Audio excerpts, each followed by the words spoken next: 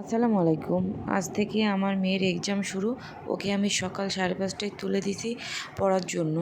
আর ওর এক্সামটা সকাল 8টা থেকে 10টা পর্যন্ত। ও কিন্তু 10:30টার মধ্যে বাসায় চলে আসবে। এজন্য আমি ওকে ভারী কোনো খাবার দিব না, হালকা পাতলা নাস্তা দিব। তারপরও আমি ওকে জিজ্ঞাসা করতেছিলাম যে কি করে দিব। ও বলল যে চিজ বল ভেজে দিতে, কারণ চিজ বলটা ওর ভীষণ পছন্দের।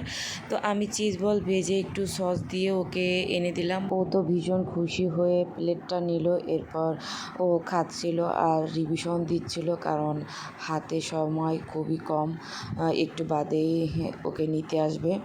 তো খাওয়া দাওয়া শেষ করে ও রেডি হচ্ছিল, আর আমি ওকে বলতেছিলাম যে প্রশ্নটা ভালো করে দেখে উত্তর দিতে। তার মাঝেই তাকে নিতে চলে আসছে। ভালো করে দিয়ে শুনে পরীক্ষা দিস, রিভাইজ দিবি বারবার। সবাই ওর জন্য দোয়া করবেন। তো আল্লাহ হাফেজ।